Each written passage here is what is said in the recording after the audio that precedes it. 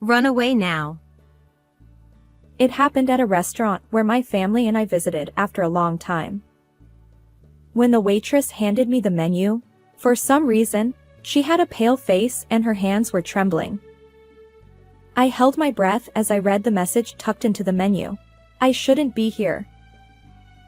Realizing the danger from her strange demeanor, I made up my mind to escape with my daughter.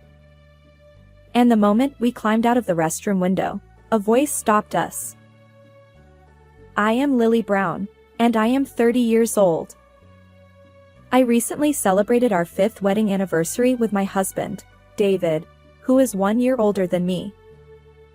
We met at a mixer, hit it off, and got married smoothly. I have no major complaints about him. While showering our 4-year-old daughter, Mia, with love, we led a content but ordinary life as a family of 3.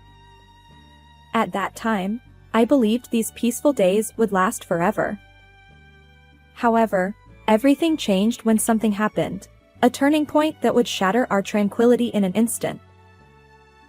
It all began when my husband approached me and pleaded with a serious expression. I've been thinking about quitting my job and starting my own business. As I listened to the details, I learned that he had been secretly preparing to launch a company while working at a real estate agency. With approximate plans in place for funding and personnel, he was eager to open his own business. Honestly, I wasn't surprised by this revelation. You see, most men aspire to have their own company, had been David's mantra since our early dating days. So, from the moment we got married, I secretly resolved to support my husband when he eventually expressed his desire for independence. Besides, my steady job in the food industry post-marriage had allowed us to build up sufficient savings. There was no reason to refuse his proposal. Understood. I replied. It won't be easy, but I'll support you as much as I can. David's relief and joy were palpable. Really? Thank you. I'm so glad you're my wife, Lily. Seeing his genuine happiness, I couldn't help but smile. And so, we embarked on a new life, determined to make David's dream a reality. Little did we know that despite this grand beginning, storm clouds were gathering over our family life. You're pushing yourself too hard, you know? Sometimes you need to take a break. That's part of work too. His response was curt. You're annoying. This is a critical time, so leave me alone. Ignoring my words, he continued to pore over documents day and night. I couldn't help but furrow my brow at his behavior. It had been a month since he launched his company, and David was visibly stressed. The business wasn't going as smoothly as he'd hoped, and some of the employees who initially supported him had left. I never expected everything to go perfectly from the start. That's why I believed in taking things at his own pace, gradually growing the business without unnecessary pressure. Listen. I reassured him. It'll be okay. Eventually, things will work out, and when times get tough, I'll be there to support you. Okay? But then he accused me. You think you're better off because you earn more, don't you? Surprised, I replied. What? No, that's not it. He scoffed. Whatever. Just go away. You're getting in the way of my work. David remained tense, impervious to my concern. But when I saw Mia, our daughter, casting an anxious glance at her completely transformed father, my heart tightened with emotion. However, even after several months had passed, the situation not only failed to improve but worsened steadily. The business struggled to gain traction, and David's frustration grew more intense. Late one night, as he sat in his study, his anguished cry echoed through the house. Why isn't it working? Alarmed, I rushed to the door and found torn notebook pages scattered across the room. David had a habit of jotting down his thoughts in notebooks, but it seemed he'd lost his temper and destroyed them. It's such a waste of notes. Let me help you put them back together, I offered gently. His response was harsh. You're annoying. I don't need this crap anymore. Despite my attempts to soothe him, he stormed out of the house like a sulking child. His behavior had changed dramatically. I couldn't hide my unease. Sometimes he'd lash out, and other times he'd mutter to himself as he left the house. Clearly, his mental state was unstable. We'd been married for a considerable time, but I'd never seen David like this. Initially, I tried to persuade him to take a break, but lately, my goal was simply to avoid upsetting him. Although I'd resolved to support him, he'd become unmanageable. How can I bring back the old David? I wondered, recalling the happier days before he quit his job. I struggled to restore our lost normalcy. However, one day, an incident occurred that I could no longer ignore. It happened when I asked my husband to pick up a simple item on his way home from work. Thank you, but there's something about this curry sauce mix that neither Mia nor I can eat. His response was defensive. What? Are you blaming me for making a mistake? I went shopping, didn't I? I clarified. No, I truly appreciate you getting it. It's just that you bought a different brand than the one I asked for. His anger flared. You're annoying. How dare you challenge me like that, failing as a wife? Despite my gentle admonishment, he raised his right hand and slapped my cheek with considerable force. I stumbled backward, but he didn't even glance at me. Muttering something, he walked away. I stood there, unable to console our crying daughter, my cheek throbbing. I had suspected something was off with David, but I never imagined he'd raise his hand against me. I can't let Mia be in danger any longer, I thought. At the same time, I finally began to consider escaping from him. The expectations I once had for the kinder version of my husband had vanished, and I felt a sense of danger. However, a few days later, something happened. It was a day when my husband suggested, Let's go to a restaurant as a family. It's been a while. There's a place I frequent. His usual tense demeanor seemed to vanish. David took our daughter and me outside with an oddly calm expression. Initially, I wondered if something good had happened, but his sudden change left an eerie feeling, like the calm before a storm. Yet my daughter exclaimed, Daddy is taking us to a restaurant. She looked excited, and I felt guilty for causing anxiety at home. Despite my suspicions, I decided to go out. The first sense of unease hit when we were led to our seats. The waitress handed each of us a menu booklet.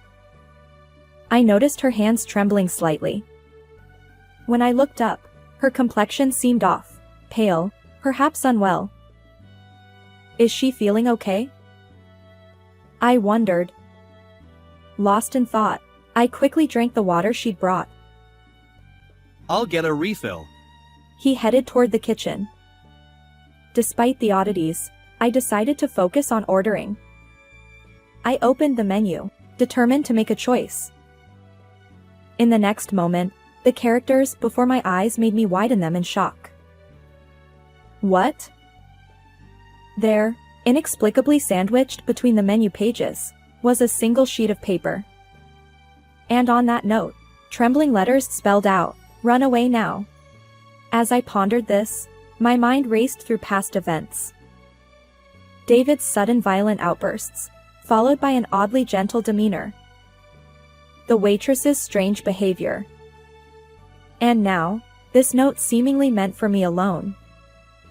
The more I thought about it, the more unnatural the situation felt, and anxiety crept in. I must get out of here. Intuitively sensing danger, I calmly pretended everything was fine.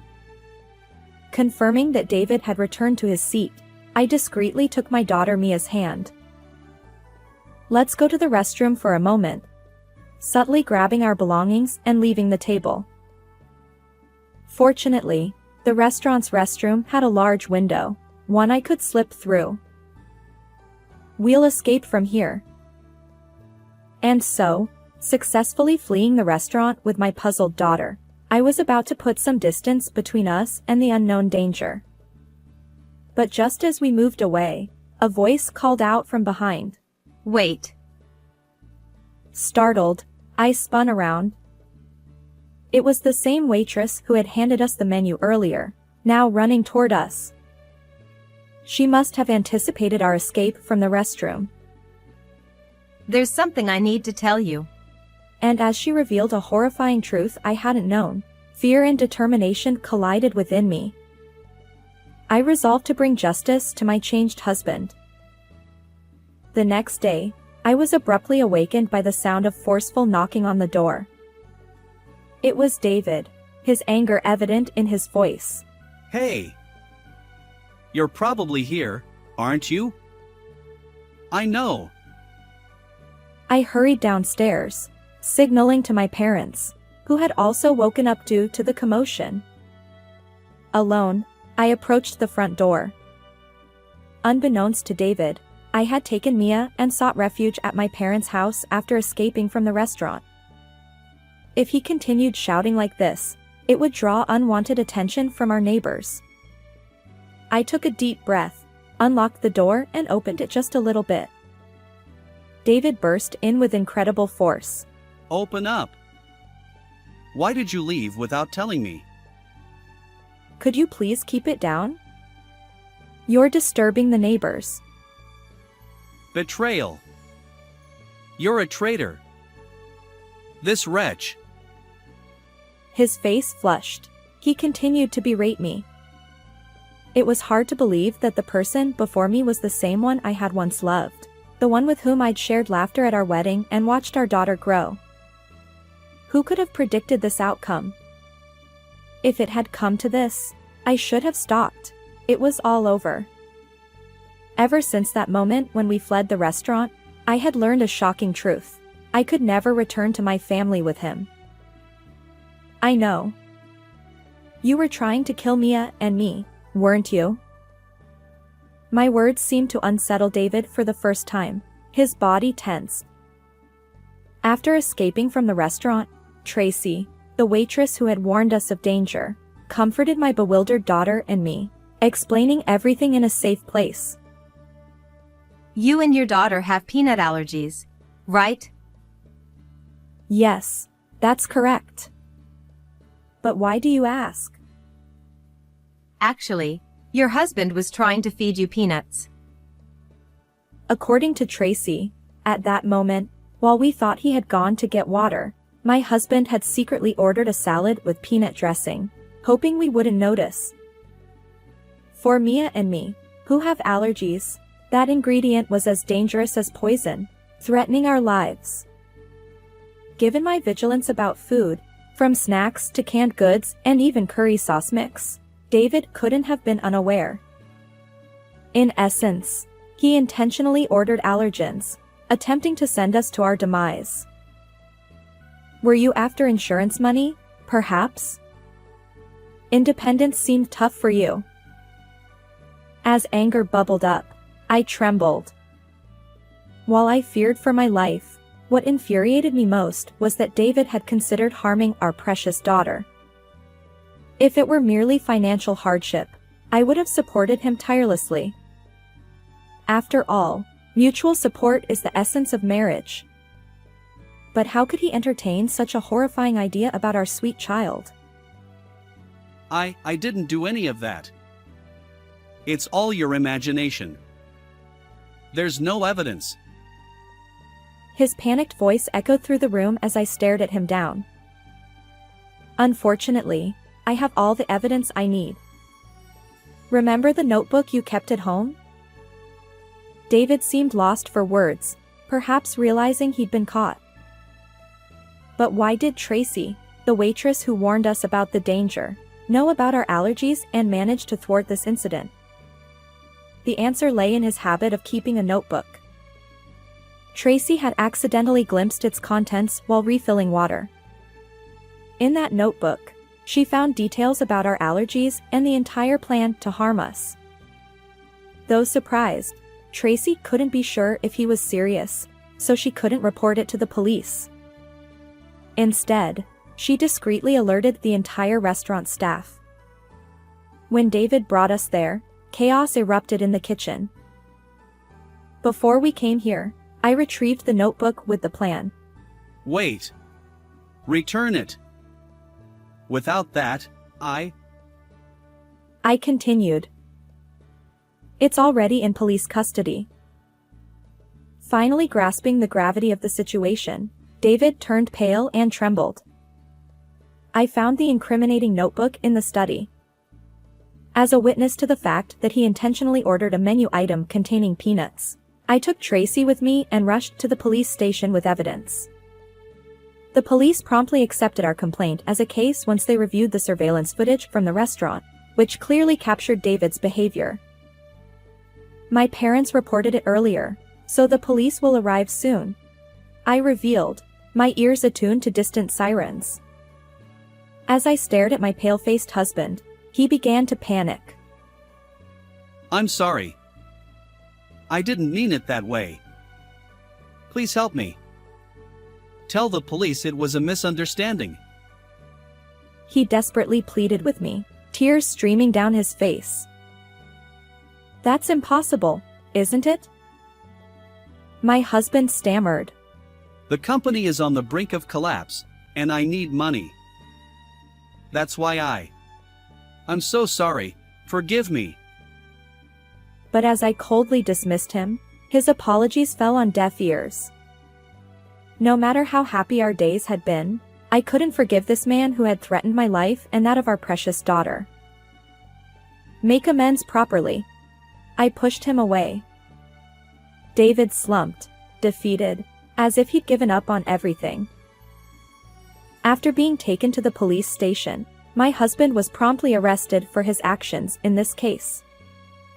Naturally, the company he had started collapsed, and he won't be leaving prison anytime soon. Our marriage couldn't survive this ordeal, and we divorced. Through a lawyer, I am seeking $30,000 in compensation from my husband for both myself and our daughter. Having completely severed ties with him, my daughter and I have moved to a new town, where we now enjoy peaceful days. My focus is on showering my daughter with love, ensuring she never feels lonely. How did you find this story? If you enjoyed it, consider subscribing to our channel. Until next time.